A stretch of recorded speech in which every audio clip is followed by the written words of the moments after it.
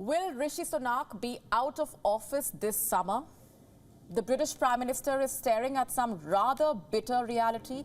These are all kinds of problems Sunak is facing: political, economical, existential. Let's start with politics.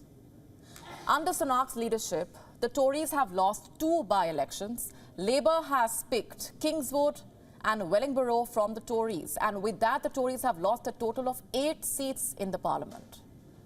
This is the highest loss, by the way, since John Major's government in the 1990s.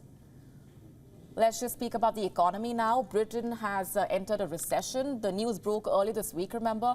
Britain's Office for National Statistics has said that the country's gross domestic product shrank 0.3% in the 4th quarter of 2023.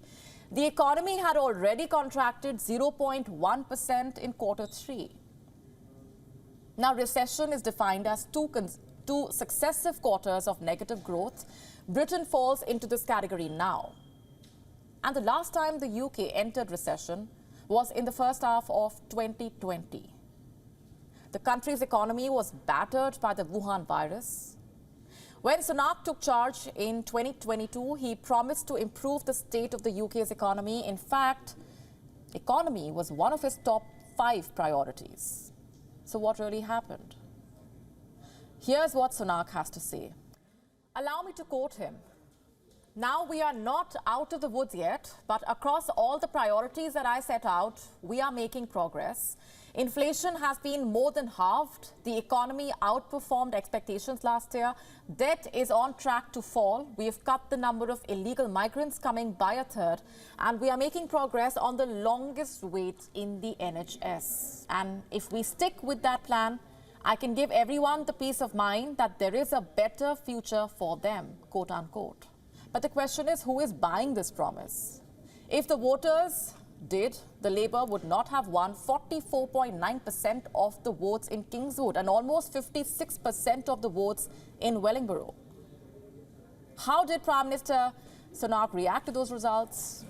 Well, he played down the law, saying that midterm by-elections are, quote unquote, always difficult for the incumbent government. Adding, the circumstances of these by-elections were, of course, particularly challenging. The Labour leader, Keir Starmer, on the other hand, said the election results show, and I'm quoting here, "people are ready to put their faith in a changed Labour Party."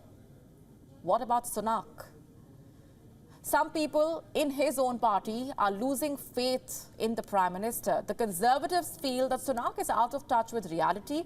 The fact that Sunak is Britain's richest Prime Minister does not help. In fact, many Conservatives feel his wealth vis-à-vis the struggle of the ordinary people is disadvantageous to the party. So what do Conservatives plan to do about it? Some suggest that the by-election defeat could possibly get more Conservatives to demand the return of Boris Johnson. Former Chancellor Kwasi Kwarteng recently said that Sunak should, quote-unquote, swallow some pride and bring back Johnson. What are the chances of that happening? Even if Sunak steps aside, will Johnson be willing to come back? Let me just tell you something very interesting here. It was Johnson who planted the seeds of this narrative, of his comeback in his farewell speech. The former Prime Minister likened himself to Cincinnatus. He was a Roman leader who is believed to have led the country on at least 2 occasions. The second time around, it was the people who called on Cincinnatus to come save the country during an emergency. You see where Johnson is actually going with that metaphor? He is eyeing a comeback. But Sunak insists that come the general election, it will be a choice between him and Keir Starmer. What do the bookies think? British bookies generally tend to understand the political wave and get things right. What are they saying at the moment then? As of early February, some bookies were betting against Sunak. They had placed their money on Kemi Badenoch replacing Sunak as the leader of the Conservative Party. Who is Kemi Badenoch? She is the Business and Trade Secretary of Britain.